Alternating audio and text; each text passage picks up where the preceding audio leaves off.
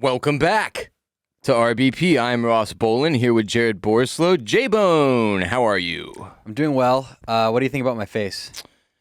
You look cleanly and therefore closer to God. Thank you. Yeah, I shaved. You look younger and somehow older at the same time? The olderness is from me looking kempt, but I do look younger because my beard makes me look much older. Yeah. I haven't been carded since I was 21. I haven't been clean shaven since I got married. Everybody knows I'm now divorced. I don't have to say it. And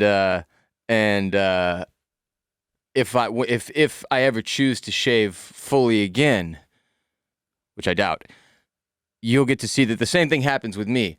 I'm aging myself up a bit with this, but I look like a really generic white dude without facial hair, like even more so, right? I've never asked you this. What do you think about your own facial hair? It's not.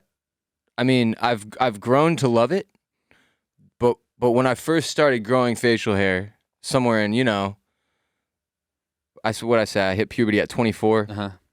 I was like 26 probably. Okay. No, but realistically, I first started growing facial hair, and I'm doing air quotes here, in college, and pretty late into college before I had to shave on an anywhere near semi-regular basis. People don't believe this, but I could not grow like a quote-unquote beard, full beard, till junior year of college. Oh, I can't grow a quote-unquote beard right now, and I'm 34. But people, when you have a pretty sizable beard like me, and you always have one, people are always assuming you were you rolled out of the fucking womb with it. That's true. My sophomore year I of do look college, at you bearded guys and assume that you were one of those dudes that's had the ability to grow facial hair since high school. Mm-hmm. But that wasn't the case with you. Sophomore year of college, it was the only time when it was so bad that I had to shave, because it's if I leave it like this, I'm really ugly. I don't know who to hold responsible for my facial hair, Jared, since you asked about it. Because I don't think my dad can really grow a beard. And I know this because my dad definitely doesn't cut his hair. And he would definitely have a beard if he could have a beard. And therefore, I don't believe he's able to grow one. Dad, I'm sorry if you're listening and that's incorrect, but that's what I'm assuming based on 34 years of being your son. People don't know this about my relationship with your dad. He's also my dad. But people know that. Exactly. Yeah, my dad, for years now, long before Jared worked at Bolen Media, has jokingly referred to Jared as his other son. But here's a funny story. So my dad, not a doctor, I might add. I've never met your father. I've met your mother, lovely woman. Hello, Deb. You're probably listening. Now, when I first saw your father's Twitter account, I thought his profile picture was Jeff Bridges as the Big Lebowski, but it was him. No, his profile picture has never been him. It has been... was it Jeff Bridges? No. For many, many, many years, it was the Dos Equis most interesting man in the world. My dad is a social media anon, as people would call it. He's never been a full-fledged, outed version of himself on the internet, except on Facebook, which I'm not even sure he has, to be frank. Does your dad look like Jeff Bridges? Stylistically, yes. Facially, no. Okay. He looks like Jeff Bridges in The Big Lebowski, specifically, which I feel like is how Jeff Bridges looks often, or just permanently in my mind. But regardless, the man, I don't think he can grow a beard. Mm-hmm. And when you go bald and you're looking for somebody to blame, and we have all these different. Some of it, I think it's your mother's side of the family. People blame genetically is who's responsible for your balding patterns. When you have massive patches in your facial hair, like I do, it's just never grown in all of the places. My mustache and my beard thing look like they're connected, but they're not actually connected. It's just that the mustache is so disgusting that it blends over into the beard thing, because the beard thing doesn't really grow enough to connect. And then there's these ski runs down my chin here, where for some reason, right there, Jared, there's just yeah. It's what happened there? Did someone cut me there at some point? Was I burned? Because usually if you have patches, it's because there's scarring or some kind of issue. And as far as I know, I never had any neck slashing done to me, so I'm not really sure what the fuck happened there. Well, do you remember that the past is real?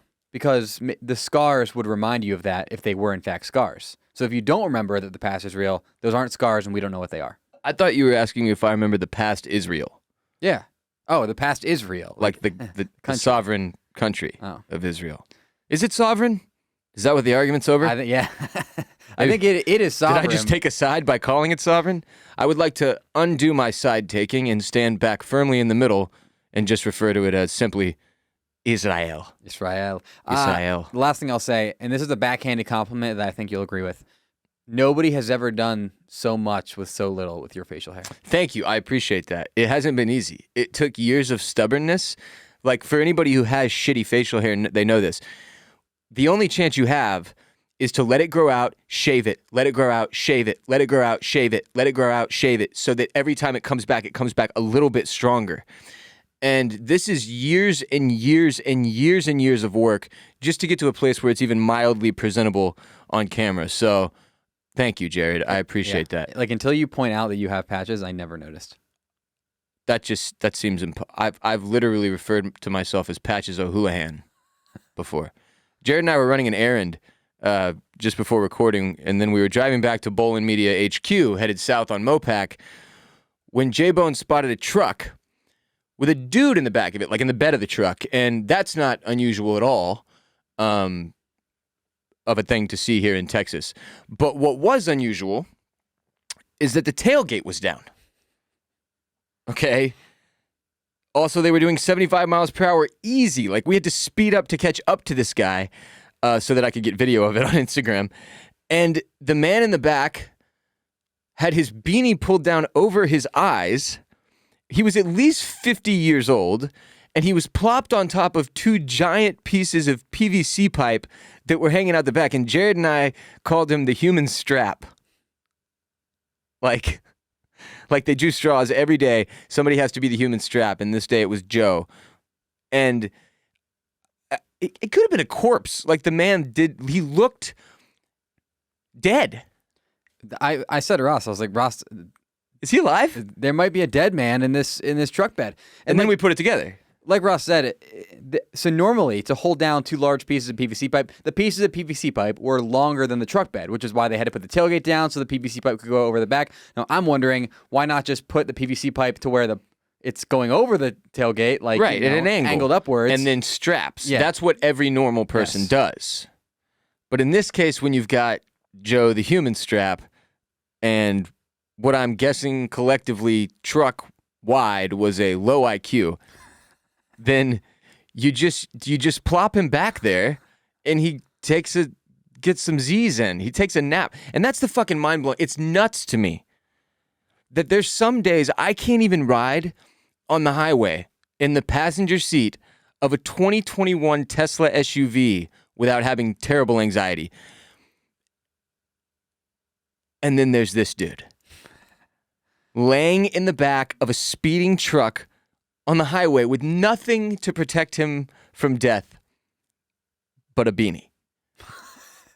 Now, do you think maybe he was having a panic attack, but the beanie over his eyes is like a coping mechanism? Like, that shit's definitely effective. I mean, no. Out of sight, out of mind. Facts, he had the beanie down over his eyes, because for anybody who's ever ridden in the back of a pickup truck on the highway, which I have, which most people who joined a fraternity in the state of Texas have, it's windy. He pulled that motherfucker down to keep his eyes and it's noisy. It was down over his ears too. It's very windy, and he was protecting himself and or dead. And he literally did not move a muscle the whole time we were watching him, which was a considerable amount of time. Yeah, and like Ross said, I had to speed up they were going at least 75 minimum. Wild Shocking. stuff. Bing bong.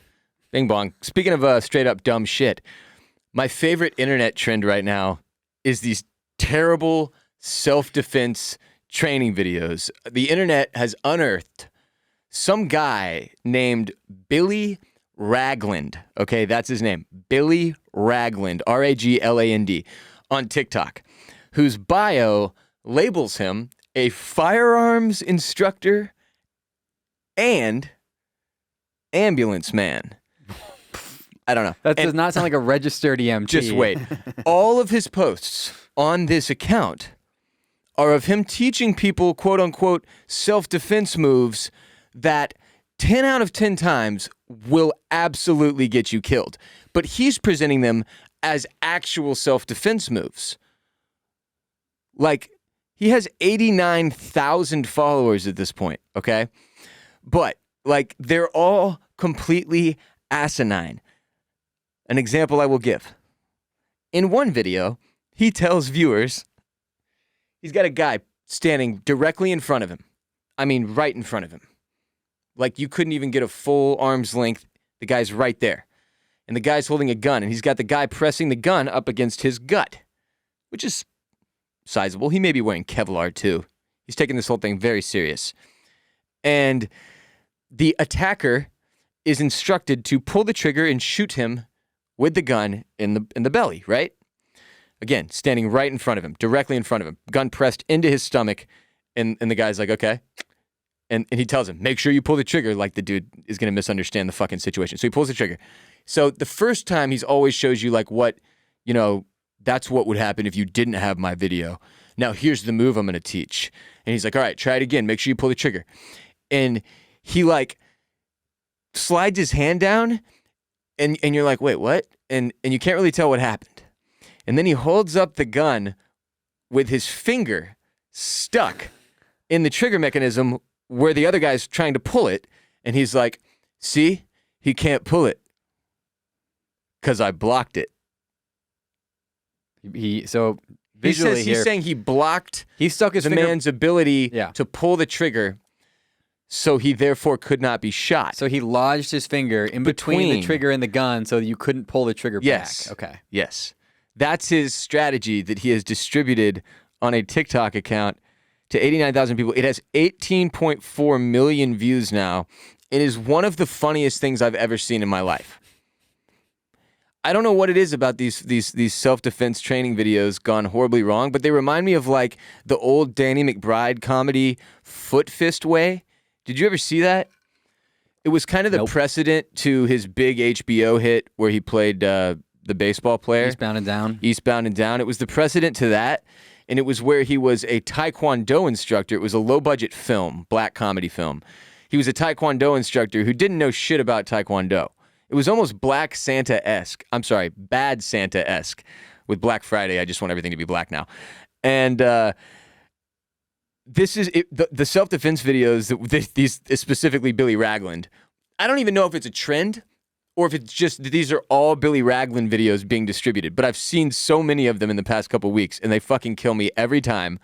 And every time the comments are just thousands of people going, do not do this. It will absolutely get you killed. There'll be like military people in there like, I served 18 tours in Vietnam. Do not ever attempt this. You will die. Every single one of them. One of them, he's standing in the middle of like 7 attackers, okay? And he like looks at the camera like, watch this. Like, this is how you handle it if you're attacked by 7 dudes. And then he just kind of ring around the rosy, sprints in a circle around them, pushing them into each other and shit. And they're all clearly in on it, right? And you're just like, what? That's not how any of these people would behave. It's like he thinks it's a video game or something. Anyway, absolutely bizarre behavior from Bill Ragland. And to put it on TikTok and then to go viral, I mean, the one that I saw that we're using as the example today is clearly his like over-the-top most viral one so far. 18.4 million people. And don't you have to have like a permit to try to present yourself as like a firearms instructor / ambulance man? Well, ambulance man, I wonder if he's referencing that classic self-defense video where the old man is like about to get into his car, and then a robber comes up to him and goes like, give me your money. And the guy pretends to have a heart attack. And he goes, oh, call an ambulance. And he stands up and pulls a gun out and points it at the attacker and goes, but not for me. Maybe he's referencing that classic clip.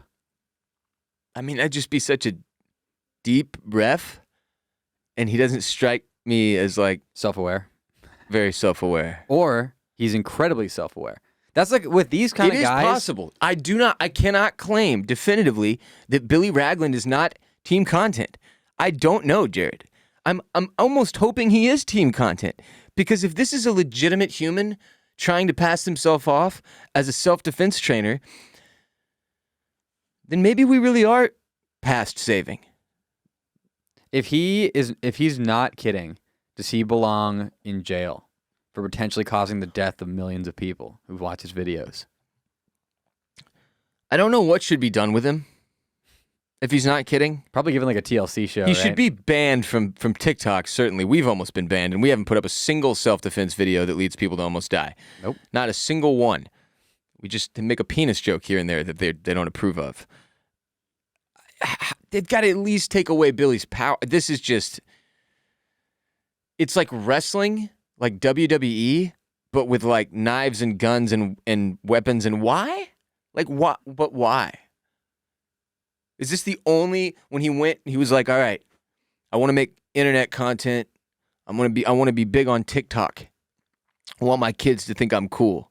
This is the only alley he saw. Self-defense videos was the only unoccupied pathway to fucking 90,000 followers. TikTok is, as Jared and I have frequently discussed, the most straight vein, like pure heroin version of the internet ever. And it's like you can flip through there and just like see humanity deteriorating. And at some point you hit a Billy Ragland clip where he turns to you and says, "'Cause I blocked it." Unfucking real, Jared. Good stuff though. Look it up. What is his account? It's at Billy Ragland 1836 on TikTok. What's 1836? I do not want to know, but enjoy the content. It is there. Is he team content? TBD. If you have further information on Billy Ragland, please reach out to me at WR Bolen on Twitter, at WR Bolen on Instagram, or you can email me, ross@bolenmedia.com, because I can't get enough. This episode of RBP is brought to you by Cuts Clothing, as seen on the world's elite athletes like Patrick Mahomes, Damian Lillard, Tim Tebow, and Bryce Harper, just to name a few. The sport of business means demanding excellence from your craft and wardrobe. Your fits need to be versatile, blending timeless style and comfort so that you look as good as you feel, and for that, there's Cuts Clothing. Cuts makes the best t-shirts in the game, point blank. Best t-shirts in the game. I wear them routinely. Whether you're hustling for promotion, working on your golf swing, chilling with friends, you can wear a Cuts tee and look good. Out at the bar or on a date. I mean, it is the most versatile, well-fitting, and comfortable t-shirt I have ever owned. They're amazing. Cuts Clothing keeps you feeling good and looking sharp, built for performance in the boardroom, the bar, or the gym. Wherever the game takes you. GQ magazine calls it the only shirt worth wearing, the perfect t-shirt accomplished. Cuts became world famous for making shirts that look as great as they feel. Whatever life throws your way, I'm wearing them like 3 to 5 days a week, realistically. And now they've got incredible outerwear as well. I'm a huge fan of the new bomber jackets. If you're a bomber jacket guy, cutsclothing.com/RBP. The power vest is there for those of you who desire power. The Sherpa, the full zip, is quite baller. We've reached the point where you could wear Cuts and only Cuts for every layer of your outfit if you wanted to. Pants, shirt, jacket, vest, and you would legitimately look good. Cuts, it's not just a lifestyle. It's not just clothing. It's work, leisure apparel for the sport of business. Get 15% off your first order at cutsclothing.com/RBP. That's cutsclothing.com/RBP for 15% off your first order. Support the show. Go to Cuts. Get yourself some nice clothes. Or for Christmas presents coming up, you got a brother, an uncle, anybody that would enjoy a Cuts Clothing item, then go to cutsclothing.com/RBP today and get 15% off your order. Speaking of Christmas, Jared, Hanukkah just ended. Did? Jared informed me. Happy belated Hanukkah to those of you who practice. I hope you got everything you wanted from God? Who gives presents to the Jews? Your parents. Oh, so there's not a lie involved? Nope, no lying. Jews are pretty straightforward. Oh, yeah, y'all hit that one on the head. Because Santa was a fucking mistake. You know how confusing it was, Jared, as a young boy, and I mean a young boy, to be told that not only were we celebrating the birth of Jesus Christ, who would later be killed and then resurrected from the dead as the Son of God, but a white bearded man in a full-on crazy person red suit with a fucking hat that matches. The only person dressing nearly this bizarre at that point in time was the man in the yellow hat. Pharrell didn't have his fashion sense yet. And that he would come down your chimney and deliver gifts to you once a year, and not just you, every single fucking kid in the whole world. And while he's in your house, he kisses your mom. And there's songs about it. And we all sing it together because it's funny. And outside your house, he ran over your grandmother with one of his reindeer. And everybody thinks that's cute too. Doesn't make any logical sense. Fucking confusing amount of stuff to be thrown at you when you're a kid. And then one day you go to school and some little shit with red hair named Jamie goes, Santa isn't real. And you know what that does? Breaks your trust. It was all downhill from there for me. What about the tooth? Fuck you, Jamie, by the way. Who'd you find out was fake first, the Tooth Fairy or Santa? I don't think I ever believed in the Tooth Fairy. That was one, I remember them trying to sell it to me. They were like, yeah, you put your tooth in this thing under the pillow, and then the Tooth Fairy's going to bring you like $1 or something. And I was like, wait, like she's going to float. Hold on. She's going to float. Do y'all let her in? Does she float? Santa has an entryway. They explain it very clearly. Well, the fat man comes down the chimney. Well. Yeah, but there was no explanation. They just say the Tooth Fairy's going to come while you're asleep. We're all fucking scared of what could happen while we're asleep. Every goddamn human ever. The Rock is scared of the dark sometimes. While you're asleep, a fairy's going to come into your room, steal that tooth, and replace it with currency. Which... the first thing every kid thinks is, holy shit, how can I get more of these out? Oh, I had pliers and shit around the house. I was trying to get fucking teeth out. Are you kidding me? These are coming out anyway and I get paid? I need more weed. I'm ripping teeth out at 7 years old for a dime bag. It's kind of fucked. Streets was hard. No, I'm kidding. About parts of this, but other parts I'm serious. It's for you to figure out which parts are which. Tooth Fairy. What a fucking stupid lie. But seriously, Santa? I think that was a mistake. You think they should have just gone, your parents? Straight up like the Jews. Guys, we're just giving you these are, we made money this year. With that money, we're going to buy some presents to celebrate our family and the end of the year and the fact that a very long time ago, when our people needed candle wax, God provided. Well... that's the story of Hanukkah, right? Pretty much. That's another thing I think about. It's like, hey, this is the birth of the guy who was the son of God, died, got resurrected. Wow, crazy. The Jews are like, yeah, that lantern actually stayed lit for like longer than we expected it to. Like that's the difference. Okay. I know. I like the simplicity of yours. Yeah.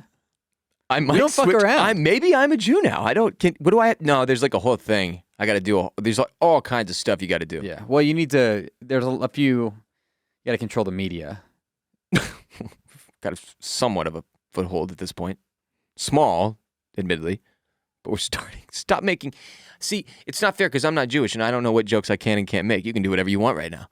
You can do whatever. You just can't. I'm just in the cancel zone. You can't say Zionist. We don't like that.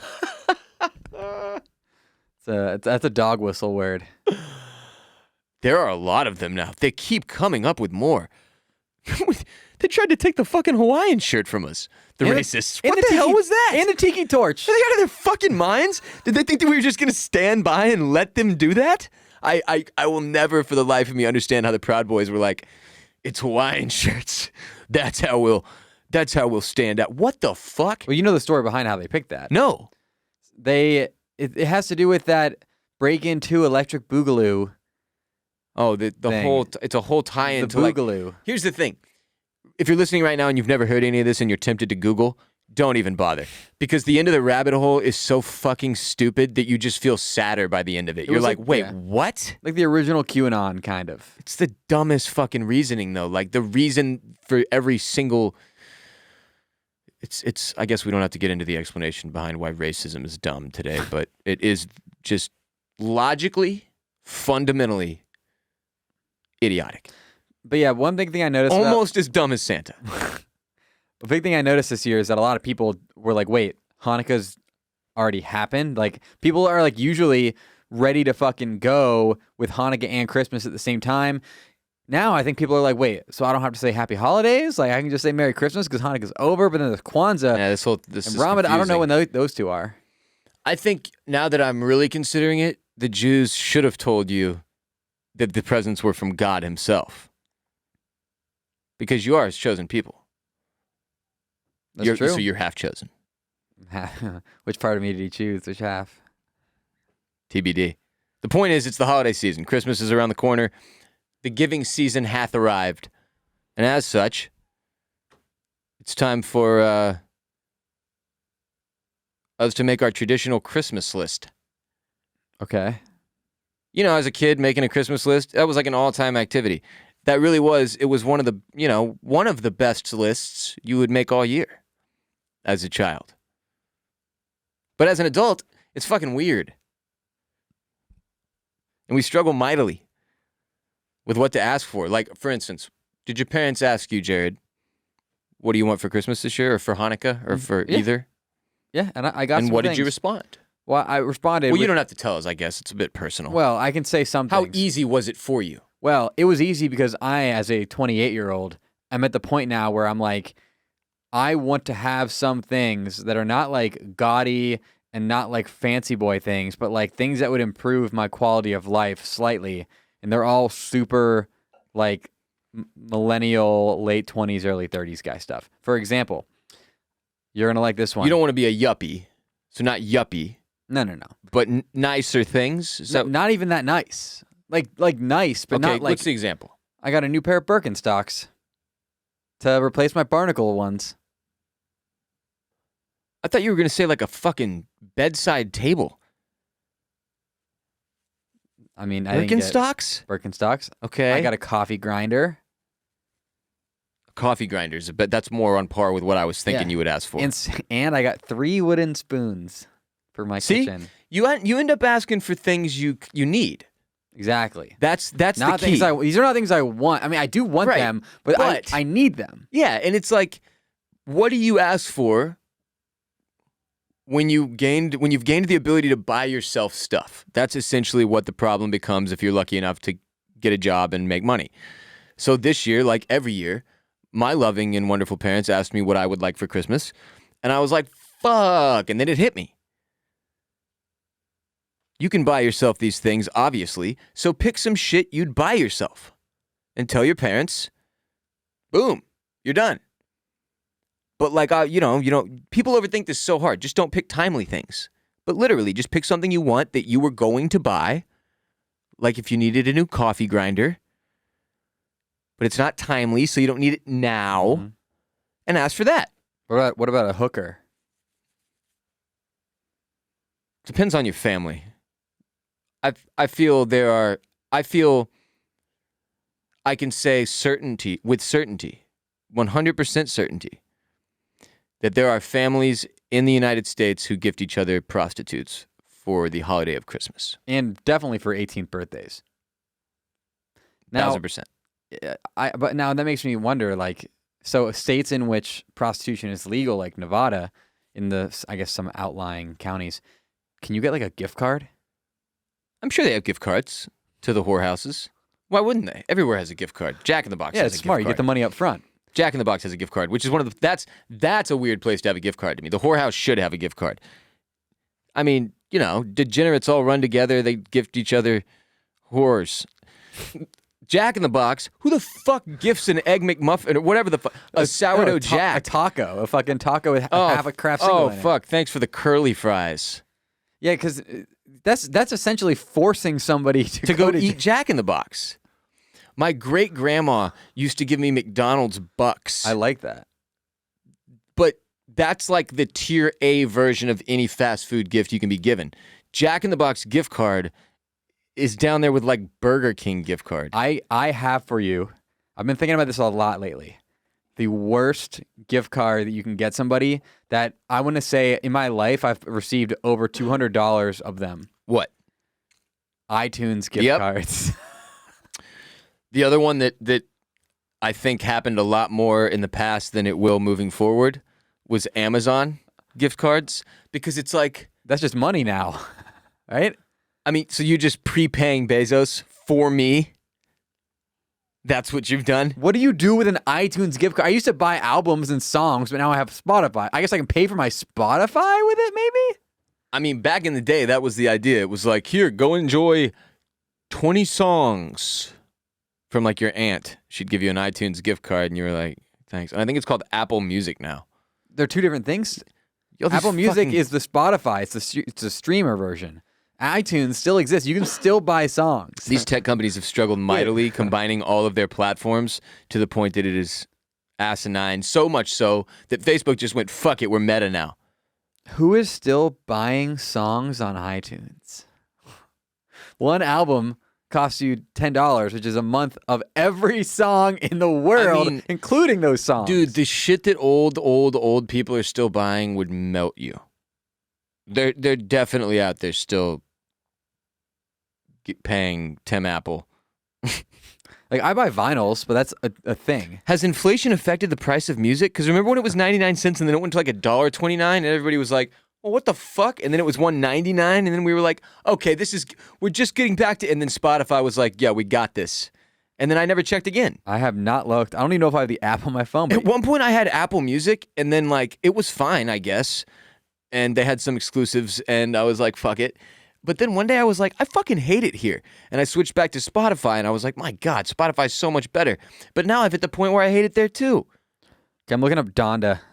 When they give me a playlist, it's like Ross's Mix of the Day #1. I'm like, I've heard all these songs 7,000 times. Wait, why are you looking up Donda? So I'm looking at how much it costs to buy Donda. Do you guess how much? If I wanted to buy Donda Chant right now, Just one song. one song on $2.99. on iTunes, it's $1.29 $1.29 to own Donda Chant. to hear somebody go, Donda, Donda, Donda, Donda. That's pretty incredible. So there are 27 songs on Donda. Each individual song is $1.29, or you can get the whole album for $14.99. Is Bruce gonna puke? Oh, he almost puked. He head faked. He did. He pump faked. So that's a pretty big discount there. What's the difference? All this shit's going on credit cards. You can just chalk it up to an algorithm run by the national debt in Westworld, so who cares anyway? I recommend asking for something outrageous like a car. That's what you should ask for. Or he's making funny noises down there. Or you could ask again for a hooker. I asked for 3 pairs of the same pants in 3 different colors. This is 34. I've got some insane headlines. Okay. We can discuss, though. Those are fun. Number 1. Bomb squad called to ER after a patient turned up with a World War II artillery shell lodged in his rectum, police say. Let me just read the story before you comment. A man presented at an emergency room in England with a, quote, munition in his rectum. Police say doctors removed the World War II artillery shell from inside of him. Bomb disposal experts confirmed that the shell was not live. The Sun was first to report that the unnamed patient told doctors at the hospital that he, quote, it's at Gloucester Royal Hospital, which makes it all the funnier because it's in Gloucester, England. And you would just think that, you know, when you think of the Gloucester Royal Hospital, you think of like people sipping tea and fancy all white coats and while they get their cancer treatment or something. I think they just say Gloucester, don't they? I don't know, dude. Gloucestershire? It's spelled Gloucestershire, and the best my white American ass can do is Gloucester. But he told the doctors there that he, quote, slipped and fell on the 2-inch wide artillery shell. And it was apparently part of his military memorabilia collection. And the cap on this is that the British newspaper Metro reported that procedures to remove objects from patients' rectums cost the National Health Service around $450,000 per year. I mean, this is just a classic case of a trip, a fall, and a fucking bullseye, you know? That's the old joke about when you walk in on your, you know, wife sleeping with somebody else and she's like, oh, I tripped and fell on his dick. There's an Eminem song about this. I think he kills Kim in it. Wait, what? Are you serious? Yeah. He tripped? Wow. How does that... Does she have to then explain why his hard dick was out? Yeah, that's the joke, I think. How do you... But but odds wise, if you slip and fall and a World War II artillery shell goes up your ass, you've got to really be questioning your karma or your something is you're cursed or something. I don't think that's probable. I think it's more likely he was getting freaky with it, unfortunately. But I don't know why you would. Well, he has a collection. I mean, people will just literally fuck themselves in every way with anything. It's wild. I mean, realistically, this dude clearly has dedicated, at least part of his life to collecting memorabilia. Military. So, like, he cares about it deeply. I have this thought that I've always had that's like anybody who collects something, and it's like, you collect shoes, right? Right. Like, so I instantly then go, oh, Ross fucks his shoes. What about stamps? Yeah. You think stamp collectors they roll them up and stick them. Jack off on their stamps? I think they roll. What about coin collectors?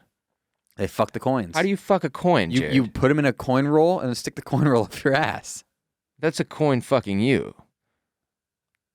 Well, your theory about people. That's actually shame. You can't shame bottoms. Your theory Ross is about bottom people, shaming. Your theory about people who collect is outrageous. You are bottom shaming. And therefore rejected. Your hypothesis has been rejected by science. So is his. What was mine? No, this guy's. That he yes, it was this. I don't even know if he's fine. I didn't even check. I hope he's fine. He's dead. No, it killed him. No, he's fine, I think.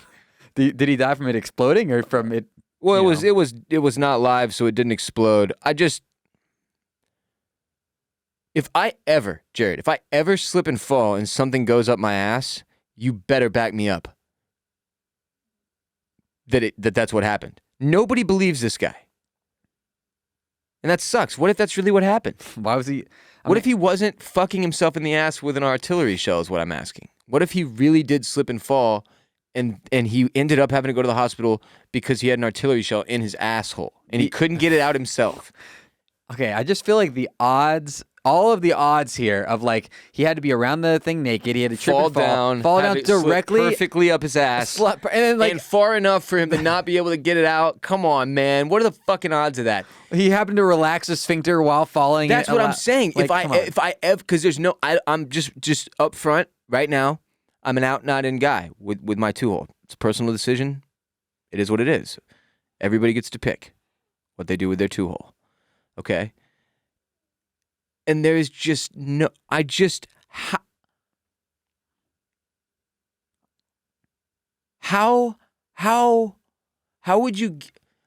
would an artillery shell?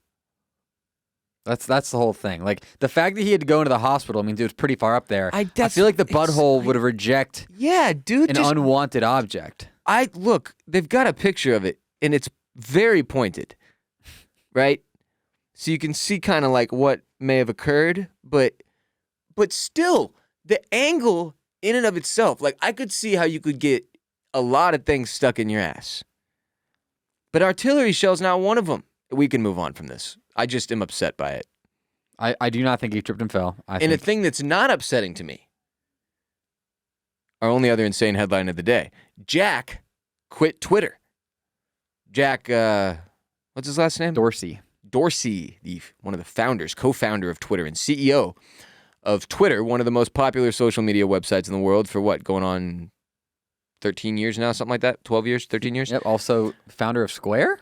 He is also the founder of Square, which he is choosing to focus on. He's been the CEO of both of these major corporations, publicly traded companies, for the whole of their existence, as far as I'm aware. And that's already outrageous in and of itself, right? I don't understand how you can be a double CEO. I don't understand how you could... Okay, I do understand how you could be a double CEO, but the circumstances would have to make sense. I do not understand how you think you could be the CEO of a financial institution and then also a social media corporation. Because literally, to be able to be the head of Twitter, you would have to be bad at being the head of a financial institution. Because for you to be good at Twitter, you have to stare at Twitter long enough for your brain to turn into a social media nightmare. And that guy, it was never him. He was never that guy, pal. Jack. So I'm stoked that that he's finally like, all right, fuck.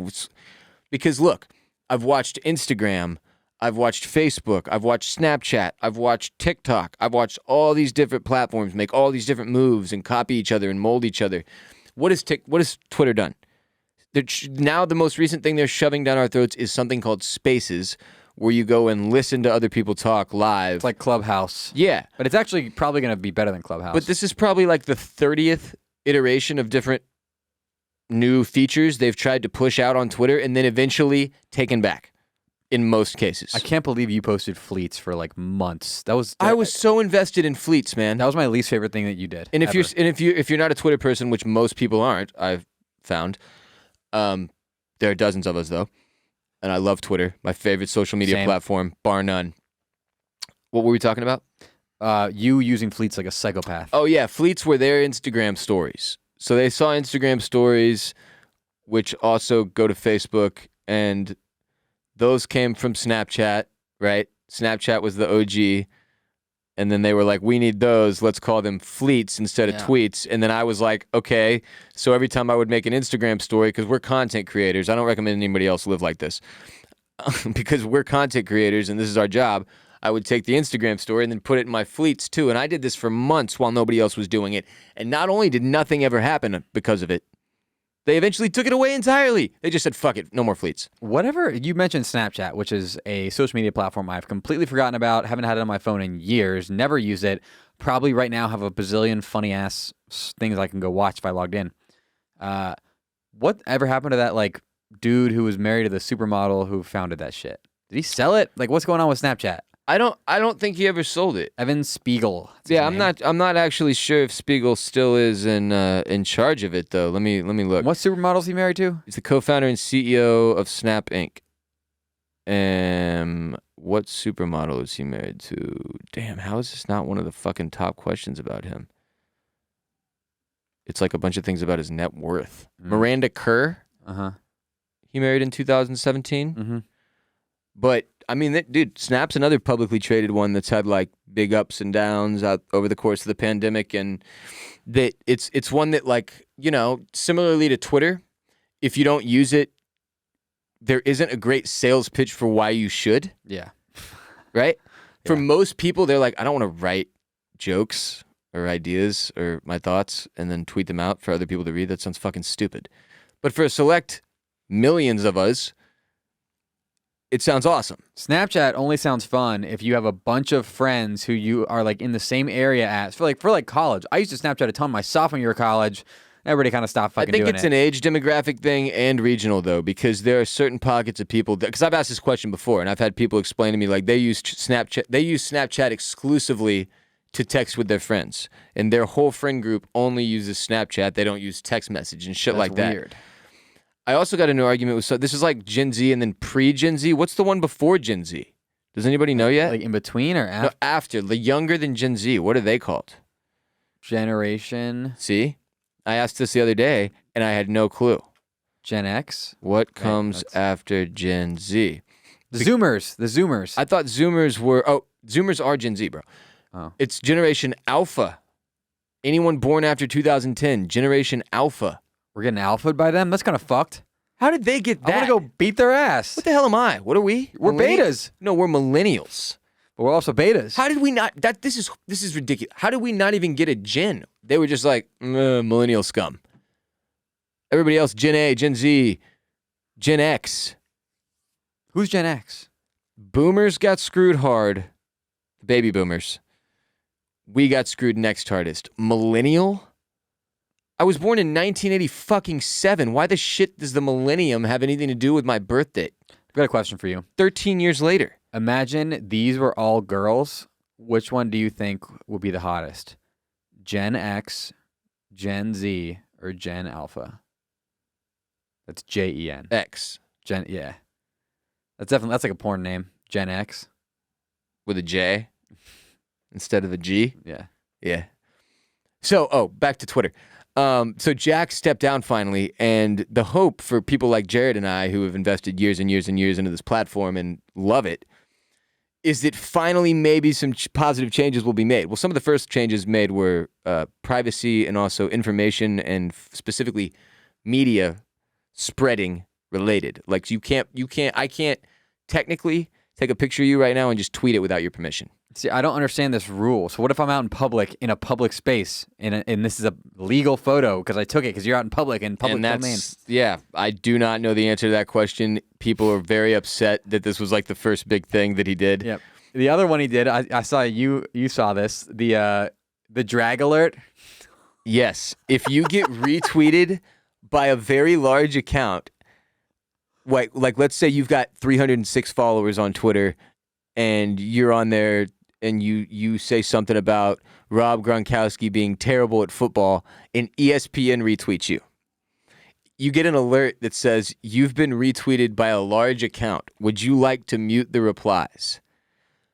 Because then if Rob Gronkowski and all his fans come after you and internet bully you, there's a question of how much responsibility Twitter holds in that space. I actually think this is a positive step. It will keep people from running their fucking mouths so much. But you also are only saying this as somebody whose replies were miserable for many days. Many years. Many times. Many years. Especially after Days. Dude, I'm saying recently, the Deshaun Watson one. That was days where you like couldn't even see your... Oh, yeah. Well, but just in general, like the first 4 years of my career, I don't even remember a positive comment or reply. We just had a toxic audience at that point. But it's a move that I think will make Twitter a safer place. And I know free speech is a thing that everybody likes to argue about, and the amendments and the government trying to take away our rights and all that shit. I get it. But this is not you talking in public. It's you tweeting on a privately owned, publicly traded platform owned by a publicly traded company. It's not. There are rules that can be installed in different arenas. And in the case of Twitter, if you've been paying any attention, especially since 2016, it's been a fucking nightmare. Yeah, they don't like it when you post copyright video on there. They don't like it when you do a ton of different things. And then it's just the most toxic. It's the closest social media to Reddit. Yes. All right. So it's the one that breeds the most anonymous accounts, the most unchecked, unfiltered, zero responsibility interaction. And the response so far from this new CEO, not necessarily making me think we're going to get the changes that we want. Yeah, because the thing for people to understand, the most important element of a social media platform's survival is that it motivates content creators to put content on that platform. Otherwise, why would anybody come to the platform, right? That's how they drive users and new signups and get their time on screen up and make more money and charge more for their ads. So right now, TikTok being the most highly motivating platform for Jared and I as content creators to put our stuff on because it exposes us to the largest audience, allows us to reach new potential listeners, new Bolen Media fans, gain new followers, and do it at a very rapid pace. Whereas Instagram has really put the clamps down and said, give us money and we'll show your stuff to people. Twitter has just always been like, oh, we don't really know. Yeah, I don't know. Maybe you go viral and stuff. Do fleets now. Yeah, so... Okay, spaces, maybe that'll... But it's always been the most difficult place to build an audience. And I say this with proof that I have 30,000 followers on Twitter or something. The RBP TikTok account that Jared essentially started, 6 months ago, has 60,000 followers. The show's... Yeah. It's my show. How the fuck is it that I have twice as many followers on TikTok as my personal account on Twitter? That makes no sense. That you've had for about that I've had for 26 12 times years. as long. No, 13 years. 26 times 2019. as long. 12 years. 2009, excuse me. I joined in 2009. Yeah. 12 years on Twitter. Yep. And that's the big thing with TikTok. They just show your shit to so many people. And people who like your shit even a little bit will follow you. My favorite thing to do, I do this all the time. If I ever see a funny viral tweet that's some topical viral thing, somebody had a funny quote tweet of a big popular image, whatever, 20,000 retweets. I always will click on their account, 1,800 followers. You get no fucking followers from your good content on Twitter. Yeah, you don't. There's no reward. There's no, as we pointed out with TikTok, they did such a good job of putting that little plus button, the follow sign right there.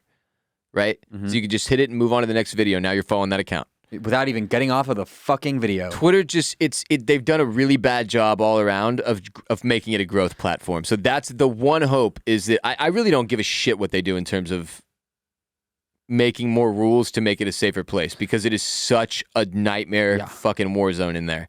Imagine if they just made, like you said, what if every tweet had a little follow button, or it popped up a follow button when you like opened up, clicked on the tweet. Like they're so bad at that. But Ross and I were talking about this today. We will be attempting to make Twitter a thing. Well, we're going to try to, like with each and every other platform, we've found the very, in most cases, obvious ways to go about growing our accounts. Those don't work. That doesn't work on Twitter. That strategy does not apply to Twitter as a platform. There isn't one that we have really found. It's a bunch of random shit that we haven't really done because it's kind of goofy. But we're gonna try stuff on Twitter for sure. So follow at WR Bolen, at Jared Borislow, at Formula Bone, at the Ross Bolen podcast. It's at Ross Bolen Pod on Twitter. Excuse me. But yeah, hopefully this new dude can find a way to make Twitter exciting again, because the cell, like, remember when Instagram came out and we were all on there like, oh shit, wild, pizza box. And it would be like, we would all post the dumbest fucking shit, like the stupidest posts that eventually that's why they were like, okay, we need a less permanent way for people to put up pictures, because people are putting up dumbass pictures. Stories. Boom, problem solved. Instagram has been relatively well run its entire existence. There's just there's never been a way on Twitter for them to move forward from what they. Okay, my point was, Instagram, people learned it. Your idiot Uncle Jimbo is on there and knows what he can and can't post, or he doesn't, and it doesn't matter, but everybody joined anyway. So why is it that Twitter, where the wall seems to be that, well, if you don't want to write stuff, you shouldn't be on there, so people don't go? I mean, nobody had anything worth sharing on Instagram either, as we've seen. Here's my shoes. Why is it that Twitter has never been able to pull people? It's very strange. I think part of it is just like visual media is so much easier, because somebody could post a picture without a caption and you could look at that picture for 10 seconds. Somebody could post a fucking piece of text and you're like, up, too long, scrolling past it. Up, don't care, scrolling past it after the first 3 words. Right.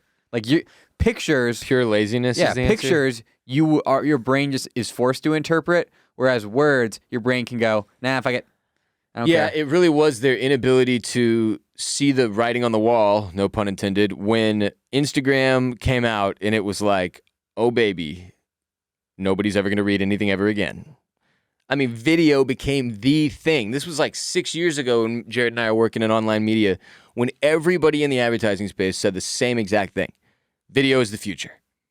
Video is the future. Video is the future. Video is the future. And Twitter was just like, yeah, we think the future is actually, let's add more characters. Remember when they added more characters? 220, right? Remember when they had to ban the president? What a fucking mess. It's been such a shitstorm for years. But Trump was by far the best thing to ever happen to Twitter. I mean, it was the best and worst thing. Yeah, I'm saying they got so many new users, I'm sure. Well, now they're all gone. Now they're on, what's it called? It was the best and worst thing. It also Truth. It's just the worst thing, because Trump pointed out all the flaws in the platform and then at their highest level, and then left.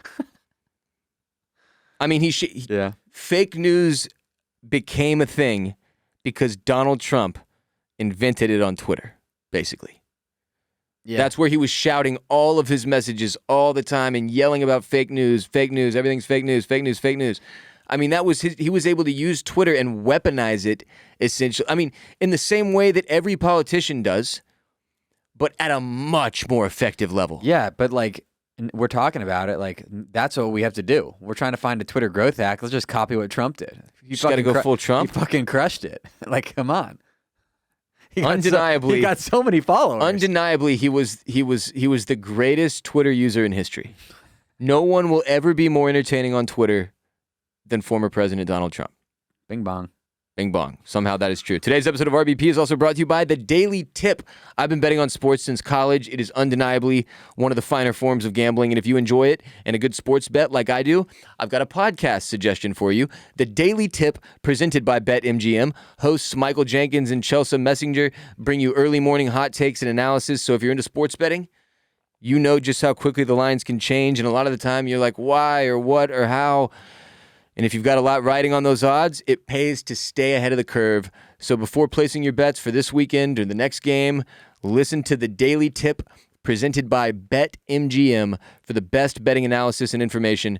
Great show for those of you looking to get more and go deeper into the sports betting world.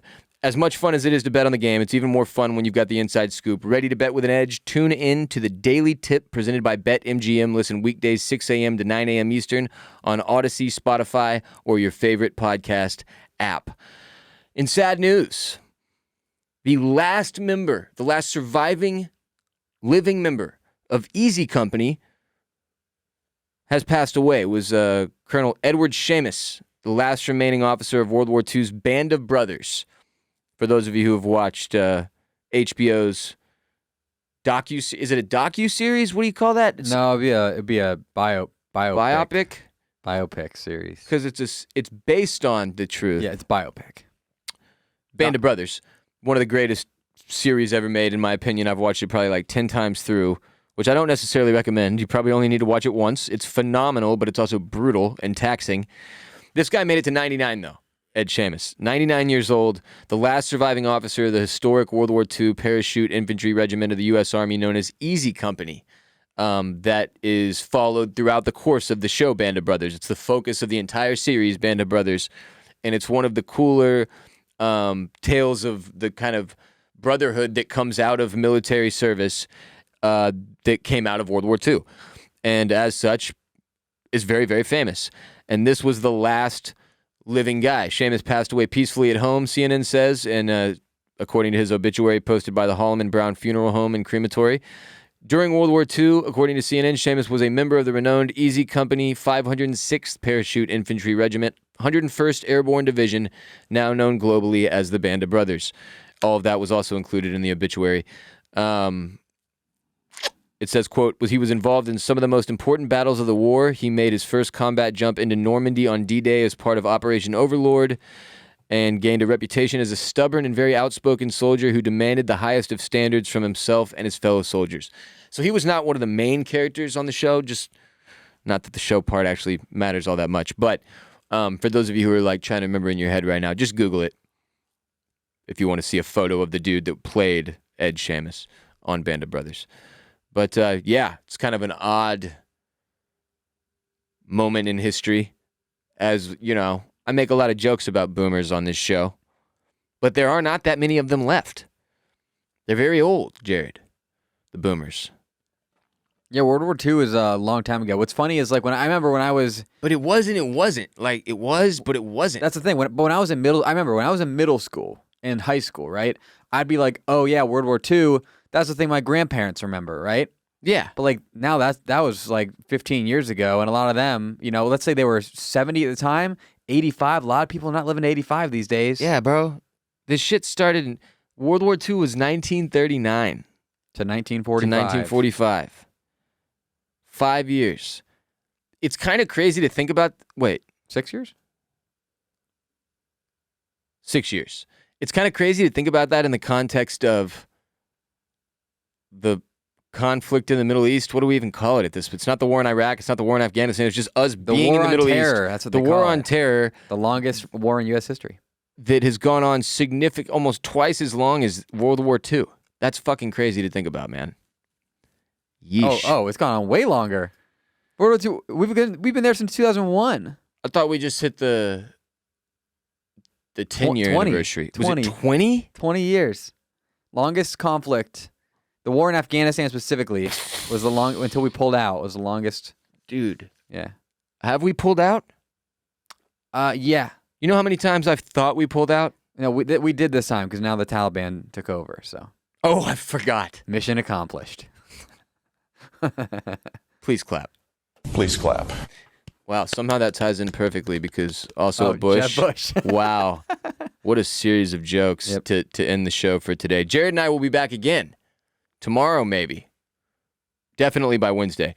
And most certainly on Friday on patreon.com/Ross Bolen podcast, where if you want to support the show and you didn't know, there's a third episode that comes out each and every week with no ads in it that's brought to you by you, our supporters, in exchange for a direct financial contribution pledging to support the show each and every month on Patreon, patreon.com/Ross Bolen podcast.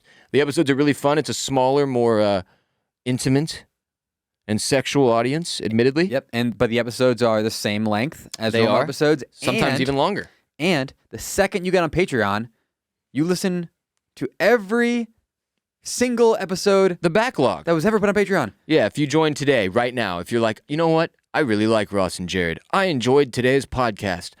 I'm going to go on there and to support them for December. The second you sign up on patreon.com/Ross Bolen podcast, you gain access to our entire backlog of episodes, columns, random I'm poems. pretty sure it's over 100 hours. I released of a RBP. rap song at one point in a manic state. That was fucking weird. Oh, yeah. You've done 2 rap songs now. One of them was in a manic state. The other, can't really recall. I've done 2? Yeah. When was the other the one? pod man gets paid. Oh, that was fucking awesome. I was not in a manic stage for that. I was just pissed off and alone for the more recent one. Anyway, so if you want to hear those, go to my rap songs, go to patreon.com/Ross Bolen podcast today. And in exchange for just $5 monthly, which you can pull out of your ass if that guy can get a World War II artillery shell out of his, you can support the show in exchange for much, much more RBP, meaning Jared and me. Thank you for being here today with us. We'll be back soon. Until then, Bing bong. Bumblebee tuna.